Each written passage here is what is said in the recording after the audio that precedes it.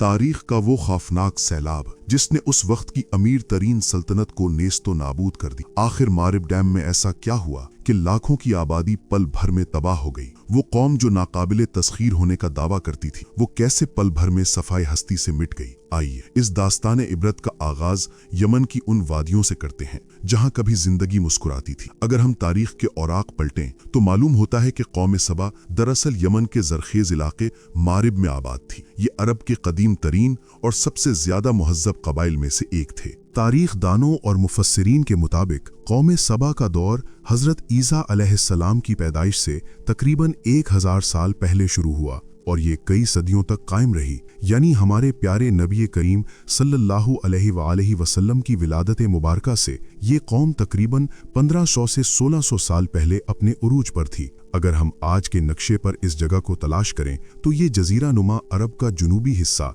Yemen बनता है, जहां का मौजूदा शहर मारिब कभी इस अजीम सल्तनत का दारुल खिलाफा और मरकज हुआ करता था। आज भी वहां इस कदीम डैम के कुछ आसार मौजूद हैं जो इस कदीम तमद्दुन की शानो शौकत की गवाही देते हैं। ये कौम आद की तबाही के बाद जजीरा नुमा अरब में उभरी। जब कौम आद अपने तकब्बुर की वजह से हलाक कर दी गई तो अल्लाह ताला ने अरब के जुनूब में सबा को वो उरूज और तमद्दुन अता किया जो उस वक्त की दुनिया में बेमिसाल था। रिवायात के मुताबिक इस कौम की तादाद लाखों में थी और इनका असर और रसूख इतना था कि इनकी तिजारती शोहरत शाम से लेकर हबशा तक फैली हुई थी। इनका सबसे बड़ा शाहकार वो मारिब डैम था जिसने रेगिस्तान को जन्नत में बदल दिया था। इनकी खुशहाली का ये आलम था कि एक मुसाफिर अगर मीलों सफर करता तो वो धूप से नहीं घबराता था, क्योंकि सड़क के दोनों तरफ दरख्तों का साया रहता था। हवा इतनी पाकीज़ा थी कि बाहर से आने वाले बीमार लोग यहाँ की आबो हवा से तंदुरुस्त हो जाते थे। मशहूर है कि अगर कोई शख्स सर पर खाली टोकरी रखकर इन बागात से गुजरता तो उसे हाथ हिलाने की जरूरत भी नहीं पड़ती थी। पके हुए फल खुद ब खुद टोकरी में गिरकर उसे भर देते थे।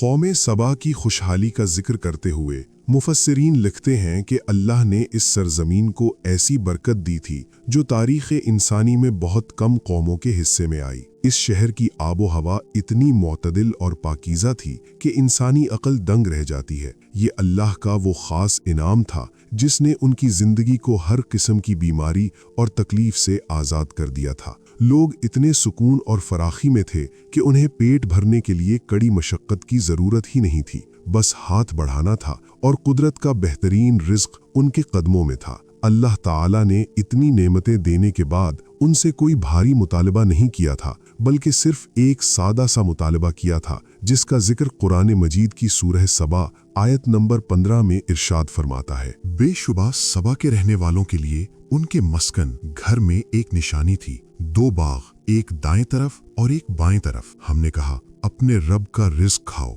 और उसका शुक्र अदा करो। शहर पाकीज़ा है और रब बख्शने वाला है। कौम सबा की खुशहाली जब हद से बढ़ी तो उनके दिलों में शुक्र की जगह उकताहट और तकब्बुर ने ले ली। यहाँ तक कि उन्होंने अल्लाह की दी हुई आसान जिंदगी के बदले खुद कठिन सफर और दूरियां मांग ली। उनका गुरूर उनके इंजीनियरिंग के शाहकार मारिब डैम से जुड़ा था, जिस पर उन्हें इस कदर अंधा भरोसा हो गया कि वो उसे अपनी बका का जामिन और नाकाबिले तस्खीर समझने लगे। वो भूल गए कि जिन पहाड़ों के दरमियान उन्होंने पानी रोका है वो अल्लाह के हुक्म के बगैर एक कतरा भी फराहम नहीं कर सकते। उनका ये गुमान कि ये सब उनकी अपनी जहानत और ताकत का करिश्मा है, इसी तकब्बुर में उन्होंने खालिक को छोड़कर मखलूक डैम पर तकिया किया, और यही वो नाशुक्री थी जिसने कुदरत के गजब को दावत दी और एक अजीम सल्तनत को इबरत का निशान बना दिया। जब उन्होंने हद पार कर दी तो अल्लाह का फैसला आ गया। अल्लाह ने उन पर सैले अर्म